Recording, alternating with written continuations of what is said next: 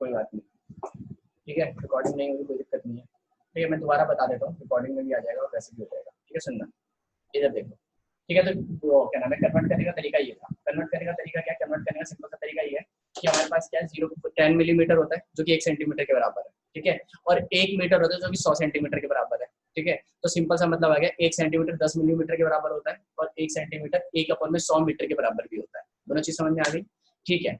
अगर ये दोनों चीजें तो इसका मतलब LHS बराबर है, तो RHS बराबर LHS बराबर हो जाएगा। तो इसका मतलब 1/100 मीटर बराबर होता है 10 मिलीमीटर के। तो सिंपल सी भाषा में बात आ गई, 1/1000 मीटर बराबर होता है 1 मिलीमीटर के। मुझे कितने को कन्वर्ट करना है, 0.3 को, तो मैंने 0.3 दोनों तरफ मल्टीप्लाई कर दिया और आंसर क्या निकल कर आया, ये रहा 0.3/1000 is equal to 0.3 millimetre.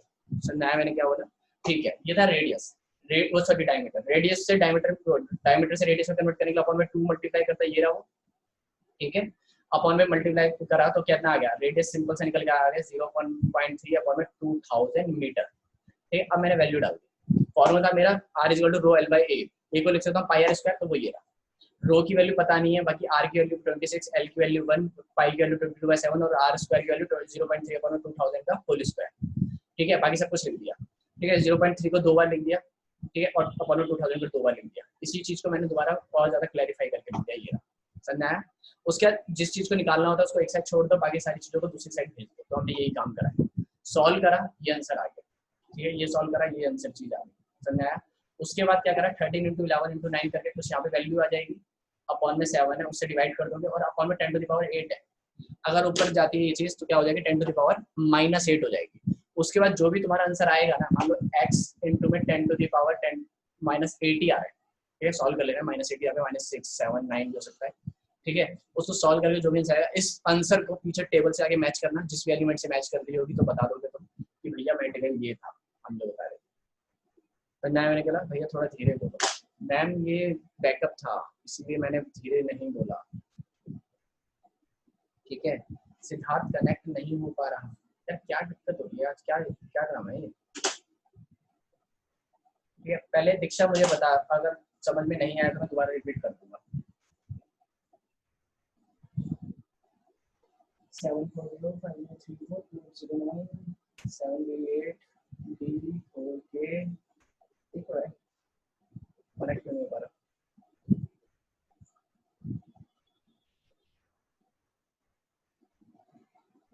Connect हो जाएगा, आ गया, ठीक है। मैं तेज तेज इसलिए बोल रहा था क्योंकि समझा दिया था मैंने, इसीलिए तेज तेज बोल रहा था, कोई नहीं। लेकिन यार तुम बहुत कम होते जा रहे हो, हर सेशन में एक कम हो जाता है, अगले सेशन में एक कम होता है, और ये इंपॉर्टेंट सेशन था तो इसमें और कम हो गए, ये दिक्कत है तुम लोगों के साथ, ठीक है। कोई नहीं, सुनना जरा ध्यान से। अब पढ़ रहे हैं heating effect of electric current, ठीक है। ये वाले सेशन में खत्म करना है टॉपिक मुझे, ठीक है। और अगली क्लास में क्या होगा, अगली क्लास में कुछ डाउट्स पूछे जाएंगे, नया चैप्टर स्टार्ट होगा, बता देना कौन सा चैप्टर में स्टार्ट करना, मुझे चैप्टर स्टार्ट कर लेना, ठीक है। सुनना,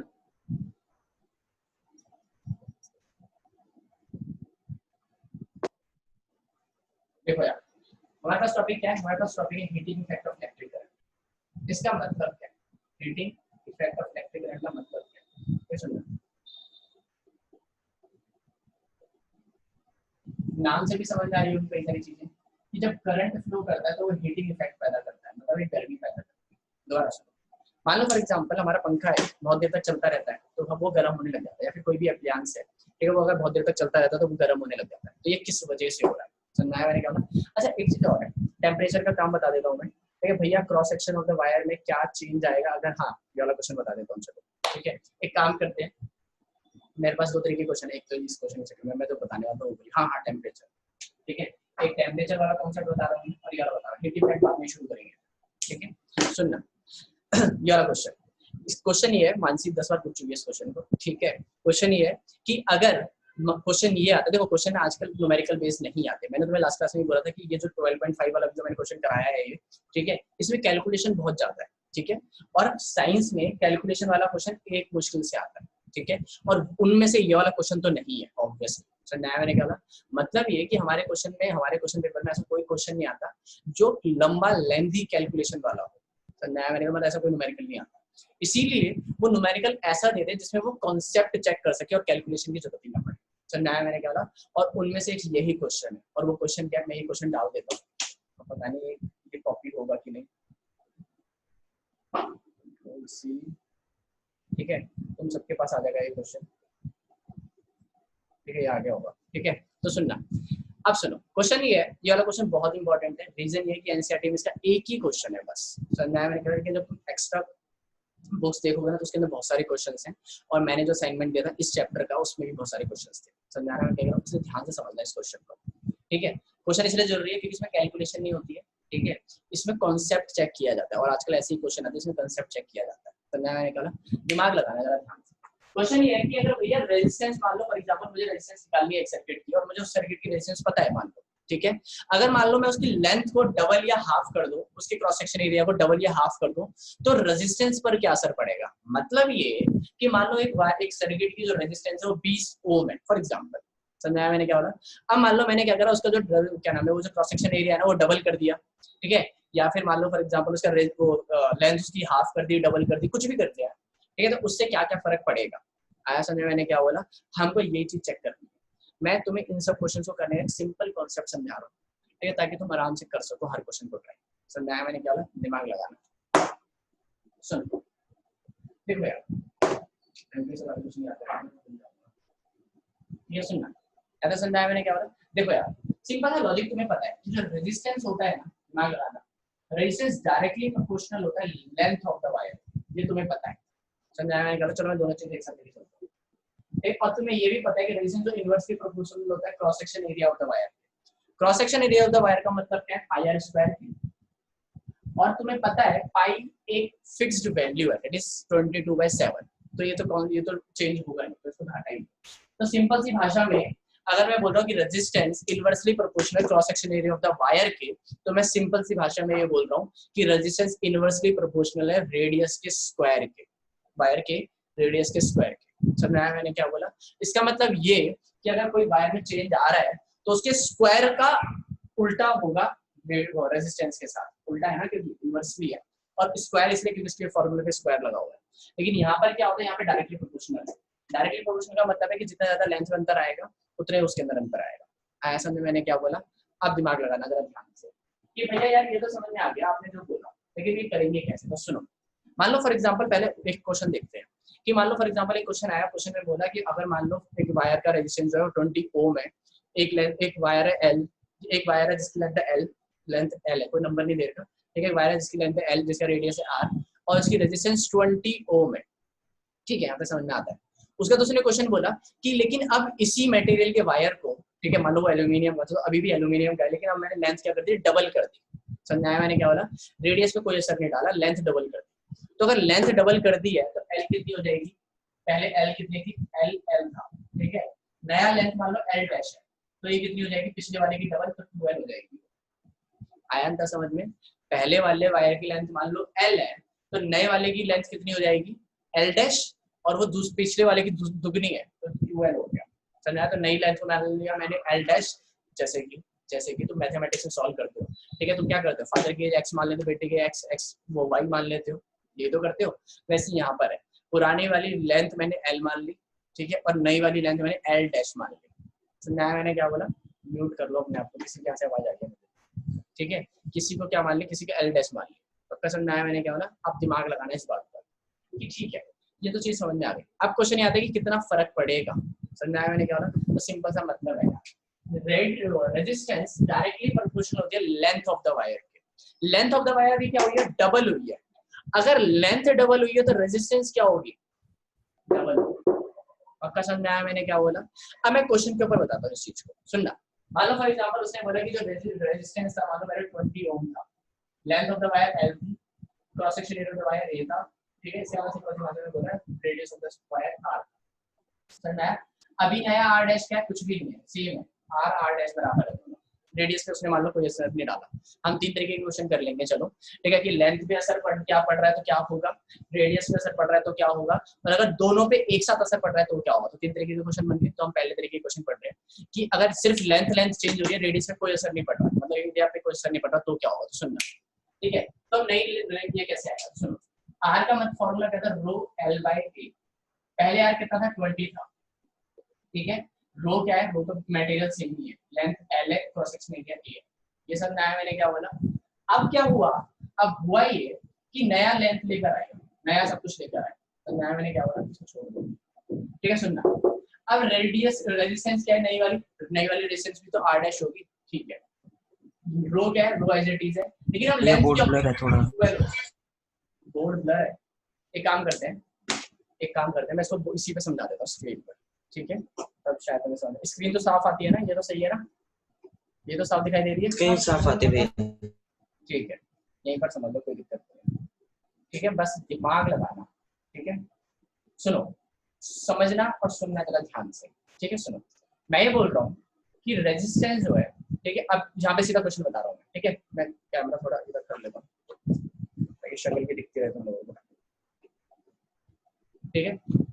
सुनना, वो बोल रहा है कि रेजिस्टेंस जो है ना वो 20 ओम है पहले वाले की, ठीक है।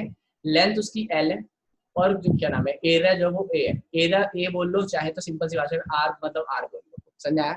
लेकिन अब मैंने नया सर्किट बोल रहा हूँ, मैं नए सर्किट में मैंने मान लो आर डैश मुझे पूछा है, मेरे को पूछा है कि जो नया रेजिस्टेंस क्या होगा, तो मैंने उसको आर डैश मान लिया। अगर नई लेंथ को एल डैश मान लिया, वो पिछले वाले की दुगनी है, तो पिछली वाली लेंथ क्या थी, एल थी, तो अब क्या हो जाएगी, वो 12 नहीं हो जाएगी। समझ आया मैंने क्या बोला। और अब मान लो बोल रहा है कि रेडियस पे कोई असर नहीं पड़ा, तो मतलब आर डैश बराबर है आर के, ठीक है। पहले वाले के हिसाब से निकालते हैं, पहले वाले का फॉर्मूला क्या था, R is equal to rho L by A, और आर कितना 20 है, तो 20 is equal to rho L by A आ गया। ज्यादा समझ आया मैंने क्या बोला, इधर ध्यान देना जरा, ठीक है। अच्छा चलो ए को ना हटा देते हैं, पाई आर स्क्वायर लिखते हैं इसको, ठीक है, इसको लिखते हैं पाई आर स्क्वायर। समझ आया मैंने क्या बोला। लेकिन अब इस वाले का फॉर्मूला क्या होगा, इस वाले का फॉर्मूला होगा R dash is equal to में रो एल डैश अपॉन में पाई आर डैश का होल स्क्वायर। फॉर्मूला तो यही होगा ना भाई, ठीक है। चलो ठीक है भैया, ये तो समझ में आ गया। अब सुनना जरा ध्यान से, अब मैं इसकी वैल्यू डाल रहा हूँ। आर डैश मुझे पता नहीं है क्योंकि मुझे निकालना है, रो बिल्कुल सेम है क्योंकि नेचर ऑफ द मेटल उसने क्वेश्चन में बोला हुआ है, बिल्कुल सेम है कि पहले एल्यूमिनियम तो कभी भी एल्यूमिनियम ही है, लेकिन लेंथ डबल कर दी है, तो एल डैश की जगह पे मैं क्या डालूंगा, मैंने एल डैश की वैल्यू क्या मानी हुई है, क्या निकाली है, 12 निकाली, क्योंकि पिछले वाले का दुगना हो गया, तो एल डैश की जगह पे क्या आ जाएगा, 12 आ जाएगा। समझ आया निकाला, और रेडियस पे कोई असर नहीं डाला, तो पाई आर स्क्वायर लिख सकता हूँ क्योंकि आर डैश और आर बिल्कुल बराबर है, ठीक है, तो मैं आर स्क्वायर लिख दिया। पक्का समझा है मैंने क्या बोला। अब तुम्हें क्या करना है, अब तुम्हें सिर्फ और सिर्फ इसको डिवाइड करना है, ठीक है, मतलब रेशियो निकालना है। तो पिछले वाला क्या है, पहला वाला क्या है, आर है रो एल बाई ए ये था, ठीक है, तो पिछला वाला आर क्या है, पिछला वाला आर है 20, तो 20 इज इक्वल टू में रो एल, सॉरी ठीक है, हटना यार, ठीक है, रो एल बाई ए कितना है, मतलब पाई आर स्क्वायर, ठीक है, अपॉन में तो बात करेंगे, अपॉन में नया वाला रेजिस्टेंस कितना है, नया वाला रेजिस्टेंस यहाँ पर कितना आ गया, यहाँ पर आ गया क्या नाम है, आर डैश, ये जो हमें पता नहीं था, और इधर कितनी वैल्यू है, इधर है हमारी rho L by pi, sorry यहाँ पे रो कितना है, यहाँ पे एल कितने 2l है, अगर समझ में नहीं आ रहा तो बता देना मुझे, ठीक है, बाकी पाई आर स्क्वायर। समझना है मैंने क्या बोला। अब इसको काटना है बस, आर पाई आर स्क्वायर से पाई आर स्क्वायर पूरा कट गया, एल से एल कट गया, रो से रो कट गया, ठीक है, ऊपर क्या बचा 20 बाई आर डैश बचा, और इधर क्या बचा, इधर बचा 1 बाय 1 अपॉन में 2 अपॉन में 1, ठीक है, तो इसका सिंपल सी भाषा में 1 अपॉन में 2 बच गया, तो 20 अपॉन में R dash is equal to 1 upon में 2, ये निकल कर आ गया, क्रॉस मल्टीप्लाई करो, आर डैश कितना आ गया 40 ओम आ गया। तो इसका मतलब ये कि अगर लेंथ ऑफ द वायर अगर आपकी डबल होगी तो रेजिस्टेंस, अगर मान लो आर डैश सॉरी है, ठीक है, वो ये बोल रहा है कि अगर आपकी रेजिस्टेंस पहले 20 थी, ठीक है, और लेंथ एल थी, तो अगर आपने लेंथ डबल कर दी तो नई रेजिस्टेंस क्या हो जाएगी 40 ओम हो जाएगी। और मैंने ये बात तो पहले ही बता दी थी, मैंने ये बात तो डायरेक्ट बता दी थी कि वो डबल हो जाएगा, डबल ही तो हुआ है, पहले 20 था और अब 40 आया, डबल ही तो हुआ है भाई, मैंने तरीके से भी बता दिया, मैथमेटिकल तरीके से भी प्रूव कर दिया कि 40 ही आएगा। ये वाला कॉन्सेप्ट किसको समझ में नहीं आया बताओ। भैया अगर वायर को फोल्ड करेंगे तो उसका ठीक है, रेडियस में कोई चेंज आएगा? मैडम एरिया की बात नहीं करी अभी हमने, समझना है मैंने क्या बोला, अभी हम बात नहीं कर रहे, ठीक है, सुनना ज्यादा समझना है मैंने क्या बोला। अब देखो ये जो क्वेश्चन पूछ रही है ना मानसी, वो क्वेश्चन बहुत बढ़िया तरीके से पूछा है, देखो सुनो ध्यान से। वो ये बोल रही है कि मान लो फॉर एग्जांपल एक ये वायर है, ठीक है, एक सेकंड, सारे मार्कर फेंक दिए उसने, ठीक है, सुनना, ये मान लो एक वायर है, ठीक है, पूरा एक वायर है, ठीक है, सुनना, वो ये बोल रहा है मान लो इसकी वायर की लेंथ कैसे डबल करी होगी, सिंपल एक तरीका है उस वायर को खींच कर। अब क्वेश्चन तो ये भी बन सकता है ना यार कि भाई लेंथ जो डबल करी है आपने, तो लेंथ कैसे डबल करी है, लेंथ वायर को खींच दिया तो लेंथ डबल हो गई। सही बात है ना। मान लो मेरे पास फॉर एग्जांपल कोई इतने बड़ी कोई चीज है, मैं उसको खींच दूंगा तो डबल हो जाएगी। वैसे क्या पता उसने वायर भी डबल कराओ, लेकिन मैंने ये बात तो नहीं मानी कि अगर उसको मैं खींचूंगा तो लेंथ तो डबल हो जाएगी, ये पतला भी तो हो जाएगा, लेकिन मैंने एरिया तो बिल्कुल सेम माना हुआ है। समझाया मैंने क्या बोला। तो इसीलिए क्वेश्चन में उसको बोलना पड़ेगा, क्या बोलना पड़ेगा कि भाई मैंने लेंथ डबल करी है जिसकी वजह से क्रॉस सेक्शन एरिया हाफ हो गया है। खुद सोचो ना, अगर कोई इतनी मोटी चीज है और आप उसको खींचोगे तो लंबी तो हो जाएगी, उसकी लेंथ डबल ट्रिपल भी कर लोगे आप, लेकिन उसका एक क्रॉस सेक्शन एरिया क्या होगा, पतला होता जाएगा, वो पतली होती जाएगी वायर। समझाया मैंने क्या बोला। अब मानसी क्या पूछ रही है, वो ये बोल रही है, मतलब क्वेश्चन क्या पूछता है, वो ये पूछता है कि वायर की लेंथ ये है, मैंने वायर की लेंथ को हाफ कर दिया। हाफ कैसे करोगे, या तो कट कर दोगे, अलग ही हटा दोगे, या फिर दूसरा तरीका क्या है, उसको फोल्ड कर दोगे। जैसे क्वेश्चन में फोल्ड ही लिखा था, फोल्ड कर दिया। अगर आप किसी वायर को फोल्ड कर दोगे तो उसका क्रॉस सेक्शन एरिया डबल नहीं हो गया, मतलब मान लो सर्कुलर शेप में है तो ये डबल नहीं हो गया, खुद दिमाग लगाओ। अगर वायर का क्रॉस सेक्शन एरिया डबल हो गया तो अब आपको एरिया क्या लेना पड़ेगा, डबल लेना पड़ेगा, जबकि क्वेश्चन में बोला नहीं है उसने। तो मैंने क्या बोला, इसीलिए अगर बाय फोल्डिंग वर्ड यूज कर रहा है तो इसका मतलब एरिया डबल हो जाएगा। अब मैं इस क्वेश्चन को समझाता हूँ, जरा देखना। ठीक है, हीटिंग इफेक्ट हो गई। भैया हाँ बोलो। भैया हमने तो हमारी दो एजम्पशन होगी, एक तो जिससे हमने फोल्ड कर दिया और एक हमने हटा दिया। अगर हटा दिया तो उससे क्रॉस सेक्शन एरिया कैसे बढ़ जाए? अब नहीं बढ़ेगा ना, फोल्ड बोल तो रहा हूँ, अगर फोल्ड बोल रहा है तो मैं क्रॉस सेक्शन एरिया डबल करूंगा। अभी तो बोला यार मैंने, शोर खा गया मेरे भाई। अगर मैंने बोला कि कट करके हटा दिया तो बात ही अलग होगी, तो लेंथ आधी हुई है, ठीक है, लेंथ आधी हुई है, लेकिन क्रॉस सेक्शन एरिया में कोई फर्क नहीं पड़ा।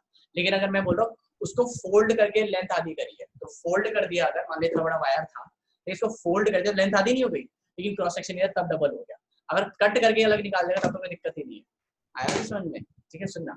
अब मैं जो बता रहा हूँ वो ये है कि अगर मैंने फोल्ड कर दिया तो क्या होगा, तो फोल्ड कर दिया तो क्रॉस सेक्शन एरिया डबल हो जाएगा। सुनना, पहले मान लो रेजिस्टेंस क्या था, उसका 20 था, ठीक है। अच्छा चलो, ये न्यूमेरिकल वैल्यू बार बार करके क्या फायदा, हम मैं तुम्हें सीधा कॉन्सेप्ट समझाता हूँ। सुनना, तुम्हें पता है कि आर जो डायरेक्टली प्रोपोर्शनल होता है, मतलब जो रेजिस्टेंस होती है वो डायरेक्टली प्रोपोर्शनल होती है लेंथ बाय एरिया, ये तुम्हें पता है। मैंने अभी अभी बोला कि अगर वायर की लेंथ आप आधी कर दोगे तो लेंथ क्या हो जाएगी, L/2 हो जाएगी। तो अगर लेंथ आधी कर दोगे और उसको फोल्ड कर रहे हो तो जो एरिया है वो क्या हो जाएगा, 2a हो जाएगा। तो बस इस चीज को डाल दो यहाँ पर। सुनना कैसे, नया r डैश है, ठीक है, तो L क्या आ जाएगी, अब L/2 हो जाएगी, और क्रॉस सेक्शन एरिया क्या हो जाएगा, 2a हो जाएगा। सो सॉल्व भी तो करना है भाई, ठीक है, 2a के नीचे कुछ नहीं तो 1 है, इसको क्या कर दो, पलट दो, तो L/2 इंटू में 1/2a यही आएगा। तो आंसर क्या निकल कर आ जाएगा, सीधा सीधा निकल कर आ जाएगा L/4a। तो 4 एक्स्ट्रा है, देखो इस वाले में जो तुमने स्टार्ट करा था और जो अभी अभी निकाला, इसमें सिर्फ किसका अंतर है, 4 का अंतर है, और वो भी नीचे।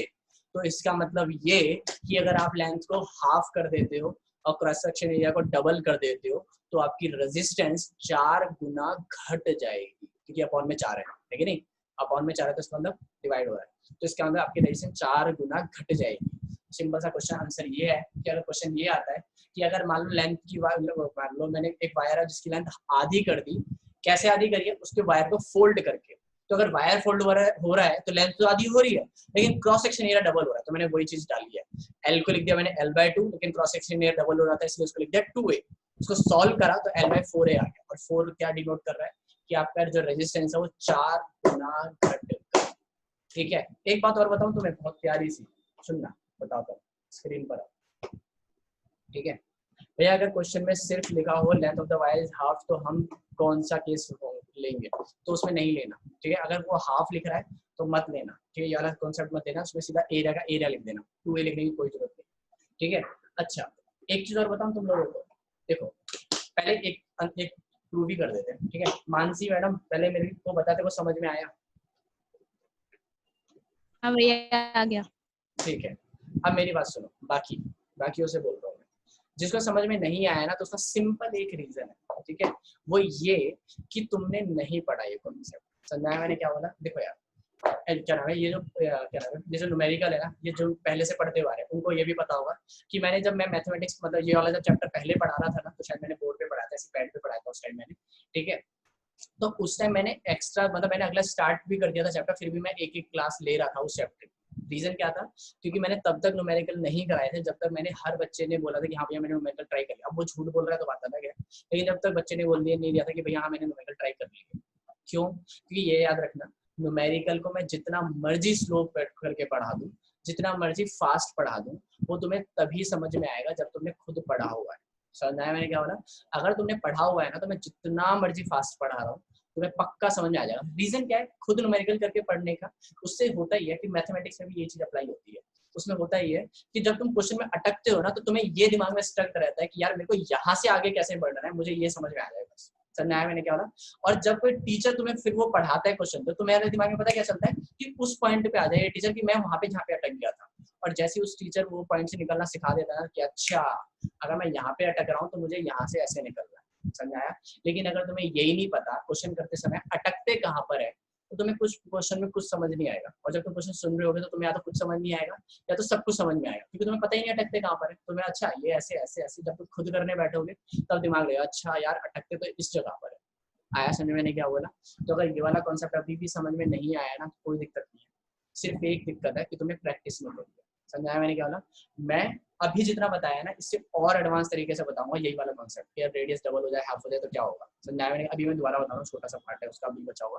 अगर नहीं आएगा तो मैं अगली क्लास में दोबारा बताऊंगा। और मैं ये पक्का बोला, अब तो ऑनलाइन क्लासेस से फायदा भी है कि जब तुम पढ़ लोगे ना इस कॉन्सेप्ट को, तो इस क्वेश्चन में दोबारा आना, इस वीडियो को दोबारा देखना, गारंटीड तुम्हें समझ में आ जाएगा। अभी तुम्हें लग रहा होगा कि मैं जल्दी जल्दी बोल रहा हूँ, तो उस टाइम तुम्हें पता क्या लगेगा कि यार भैया क्या सही समझा रहे हैं, मजाक नहीं करता। तो तुम्हें लगेगा कि एकदम बढ़िया समझ में आ रहा है। क्यों? क्योंकि तुम्हारे को पता है यार कि कहाँ पर अटक रहे हो तुम, और कहाँ पर दिक्कत हो रही है, कहाँ पे प्रॉब्लम हो रही है समझने में। समझ में आया मैंने क्या बोला? तो जिसने अगर पढ़ा हुआ है तो उसको पक्का बढ़िया तरीके से समझ में आएगा। जिसने नहीं पढ़ा हुआ ना, वो अपना सर दीवार में मार लेगा ना, फिर भी समझ में नहीं आएगा। ठीक है?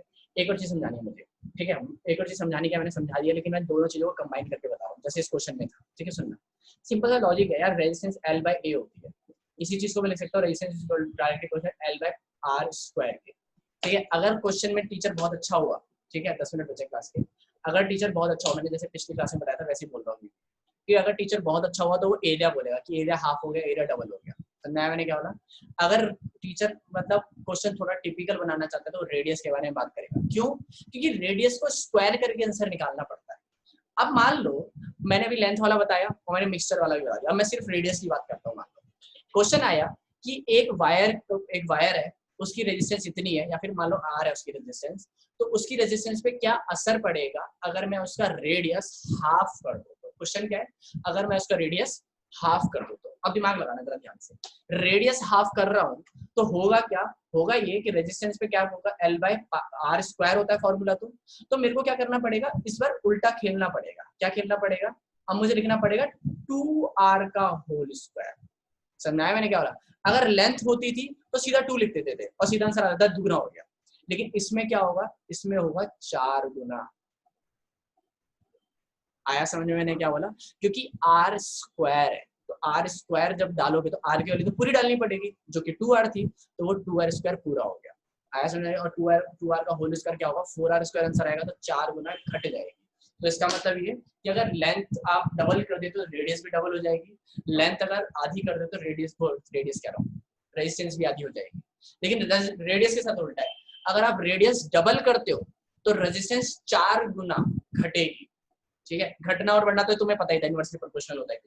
लेकिन अगर वो दुगना हो रहा है तो ये 4 गुना हो रहा है, और अगर वो हाफ हो रहा है तो 4 गुना बढ़ जाएगा। मान लो इसका उल्टा समझते हैं, मान लो उसने बोला कि जो रेडियस है ना वो क्या नाम है, हाफ हो गया। अगर रेडियस हाफ हो गया तो कुछ ऐसा दिखाई देगा, R/2 का होल स्क्वायर, कुछ ऐसा दिखाई देगा।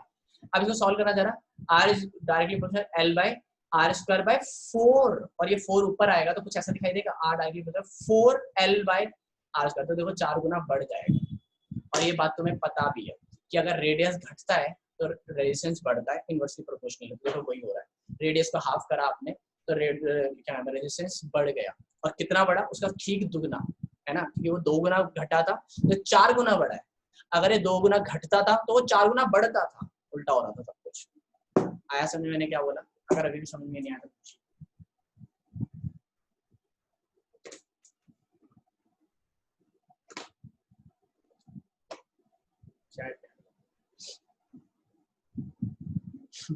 भैया जी आप बहुत अच्छा समझाते हो। अच्छा ठीक है, भाई समझ में तभी आता है जब तुम्हें पढ़ाओ थोड़ा और, ठीक है, तो अच्छी बात है, समझ में आ रहा है तो ठीक है, खुशी मिलती है तब तुम ऐसे बोलते हो यार, ठीक है।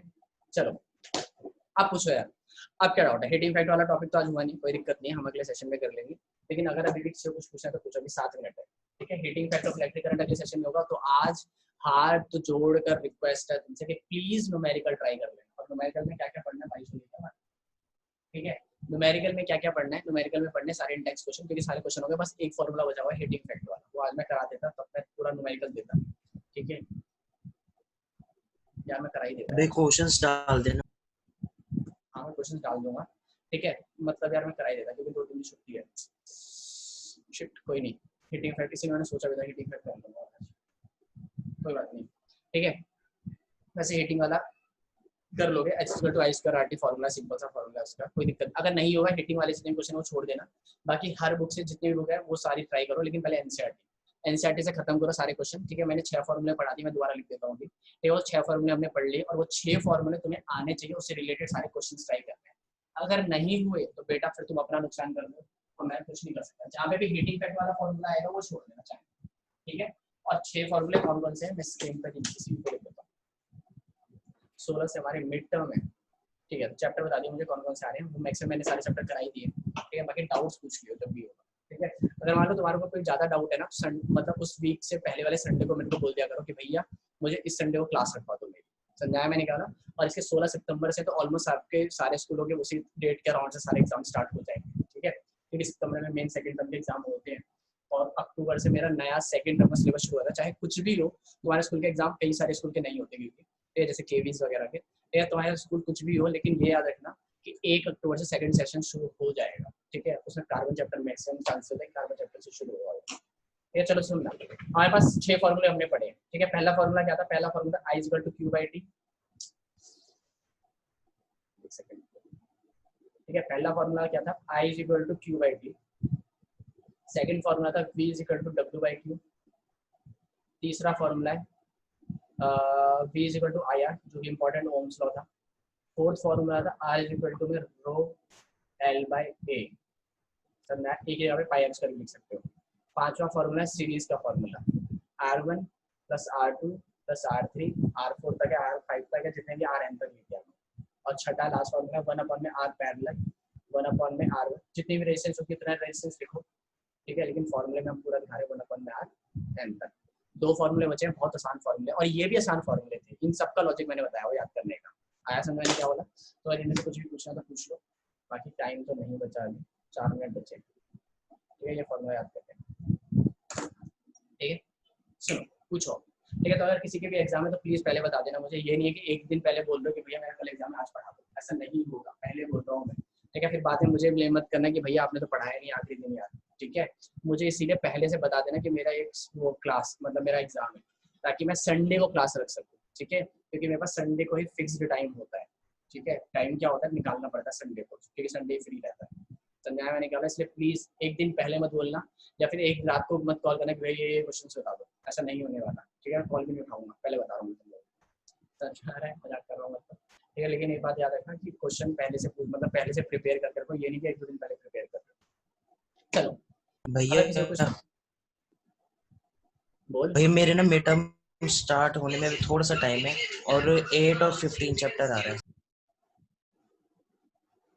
दोनों ही नहीं करा रहे मैंने, मेरा 8 आ रहा है, ठीक है। रिप्रोडक्शन और एनवायरनमेंट वाला। लेकिन ऑनलाइन एग्जाम में हम डायग्राम्स वाले क्वेश्चन कैसे बनाएंगे? वो कोई ना कोई तरीका होगा, मतलब तरीके का मतलब क्या है, ठीक है, कि आखिरी फॉर्मूला दिखा दो, ठीक है, मैं आखिरी फॉर्मूला दिखा दो। ऑनलाइन एग्जाम में या तो वो डायग्राम क्या करेंगे, वो ना डायग्राम क्या करेंगे एक साइड में बता देता हूँ, ये डायग्राम देखो, मान ले फॉर एग्जाम्पल ना उसने एक हार्ट बना दिया, ठीक है, हार्ट का फिगर तो उसमें डाल सकते हैं, ठीक है।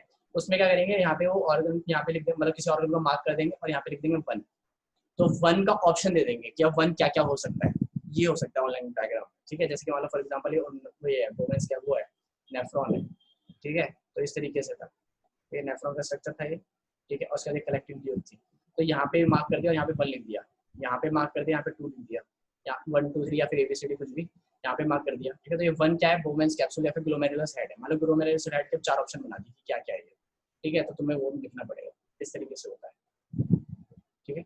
चलो मिलते हैं, ठीक है, अगले क्लास में। अगले क्लास का भाई मतलब उन दोनों Monday- चैप्टर का क्या क्या क्या क्या उन दोनों चैप्टर्स का उन दोनों चैप्टर्स का क्या? अच्छा, उन दोनों चैप्टर्स का क्या अब करेंगे? कैसे करेंगे हम? ठीक है, कब है एग्जाम तेरा? भाई इस सितंबर में ही होंगे मेरे मिड टर्म। ठीक है, तो मैं ऊपर से मेन कॉन्सेप्ट समझा दूंगा, ठीक है, मुझे पहले बता देना, एक वीक पहले, ठीक है, तभी मैं संडे क्लास में मैं मेन कॉन्सेप्ट समझा दूंगा, ठीक है, कर लेंगे उसको, टेंशन मत लो। चलो मिलते हैं, ठीक है, बाय बाय, भगवान तुम्हारा भला करे। भैया इसके बाद पीरियोडिक क्लासिफिकेशन एलिमेंट की रिवीजन करा देना। अगर पीरियोडिक क्लासिफिकेशन ऑफ एलिमेंट तो सेकंड टर्म का चैप्टर है मेरे भाई, और उसकी चैप्टर ही नहीं कराया, रिवीजन कहाँ से कराऊंगा? ठीक है, वो सेकंड टर्म का चैप्टर है। तेरे स्कूल में अगर आ रहा है तो वही है, हमारा तो आ रहा है, तुम्हारे स्कूल में पता नहीं क्या आ रहा है, मेरे को दिमाग खराब हो रहा है। ठीक है, चलो देखते हैं, ठीक है, आसान चैप्टर है वो, कोई दिक्कत नहीं, करा दूंगा। चलो यार, मिलते हैं, बाय बाय, भगवान तुम्हारा भला करे और शुरुआत मुझसे करे। फर्स्ट टर्म में क्या आता है? फर्स्ट टर्म में जो मैंने चैप्टर कराए हैं वो आते हैं according to CBSE, not according to your school, ठीक है, जो जो चैप्टर मैंने कराए हैं वो आते हैं सीबीएसई, ठीक है, चलो मिलते हैं।